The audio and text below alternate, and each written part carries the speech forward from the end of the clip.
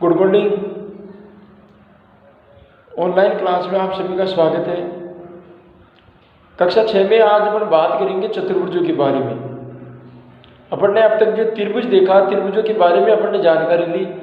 अब त्रिभुजों के बाद में अपन बारी आती है चतुर्भुज की। अब चतुर्भुज किसे कहते हैं, चतुर्भुज के कौन कौन से प्रकार होते हैं, चतुर्भुज में किन किन को शामिल किया जाता है, ये अपने को देखना है। तो आओ सबसे पहले अपन बात करेंगे चतुर्भुज कहते किसको है। चतुर्भुज जैसा ही नाम से लगना है, चतुर यानी चार भुजाओं से अगर घिरी हुई अगर कोई बंधा करती है तो उसको क्या कहा जाता है, चतुर्भुज कहा जाता है। चार भुजाओं से अगर घिरी हुई अगर कोई बंधा करती है उसको क्या कहा जाता है, चतुर्भुज कहा जाता है। तो चतुर्भुज में चार भुजाओं से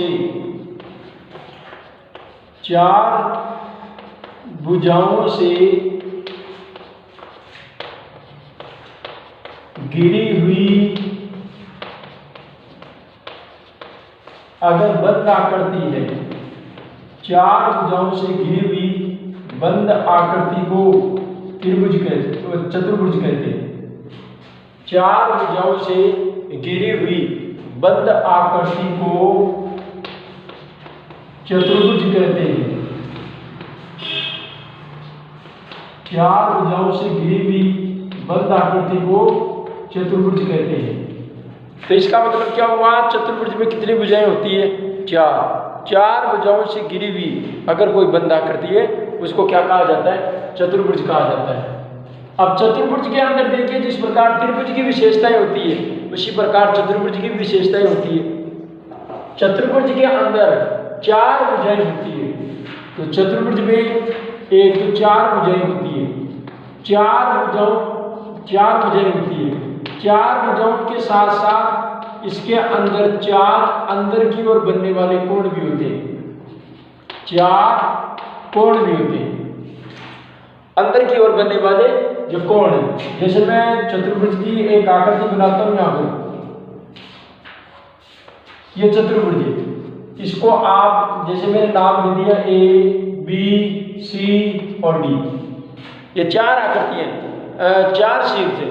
अब इसके अंदर देखो चार भुजाएं, 1, 2, 3 और 4, चार भुजाओं से घिरी हुई अगर कोई बंद आकृति है उसको क्या कहते हैं, चतुर्भुज कहते हैं। तो चार तो भुजाएं हो गई और चार इसके अंदर की ओर बनने वाले कोण, पहला कोण, दूसरा कोण, तीसरा कोण और चौथा कोण। तो चार अंतःकोण हो गए। तो अंदर की ओर जो बनने वाले जो कोण हो गए वो कितने कोण हो गए, चार। तो चार वो भी अंतःकोण यानी आकृति के अंदर की ओर बनने वाले कोण। चार कोणों के साथ साथ इसके अंदर चार शीर्ष भी होते हैं। जिस प्रकार त्रिभुज के अंदर 3 शीर्ष होते हैं वैसे ही चतुर्भुज में भी 4 शीर्ष होते हैं, A शीर्ष, B शीर्ष, C शीर्ष और D शीर्ष। तो इस प्रकार से इसके अंदर 4 शीर्ष भी होते हैं। तो इस पर जिस प्रकार त्रिभुज के अंदर विशेषताएं होती है वैसे ही इसकी चतुर्भुज की भी अपनी विशेषताएं होती है। अब इसके साथ इनके कोणों के योग की बात करते हैं। तो चतुर्भुज के अंदर चारों कोणों का योग, चतुर्भुज में चारों कोणों का योग, चारों कोणों का योग 360 डिग्री के बराबर होता है। चतुर्भुज के अंदर बनने वाले जो चारों कोण हैं उन चारों कोणों का योग कितना होगा, 360 डिग्री। तो ये विशेषता है, चतुर्भुज के अंदर चार भुजाएं होती है, चार कोण, चार शीर्ष, और ये जो चार अंतःकोण है उन चारों अंतःकोणों का योग कितना होगा, 360 डिग्री के बराबर। चाहे आप इसको 360 डिग्री कर दो, चाहे एक चक्रीय कोण कर दो, बात एक ही है। क्योंकि अपन ने पिछले चैप्टर में अपन ने चक्रीय कोण देखा था या पूर्ण कोण देखा था। तो पूर्ण कोण में अपन ने देखा था 360 डिग्री का एक कोण होता है, पूर्ण कोण कहलाता है। तो इस प्रकार से ये चतुर्भुज हुआ।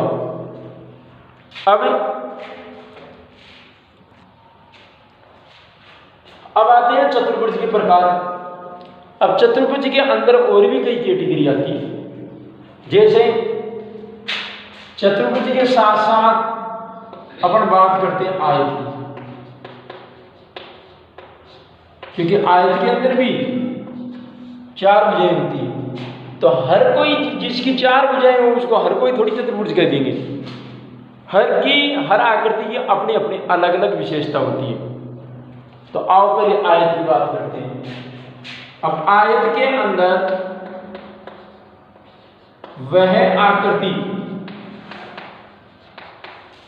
और वो भी सरल आकृति, वह आकृति जिसकी आमने सामने की भुजाएं, जिसकी आमने सामने की भुजाएं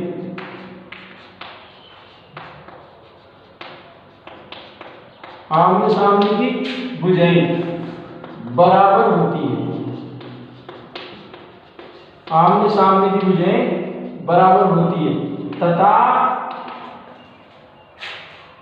प्रत्येक कोण 90 डिग्री का होता है। प्रत्येक कोण 90 डिग्री का होता है। वो आपका आयत कहलाता है। आयत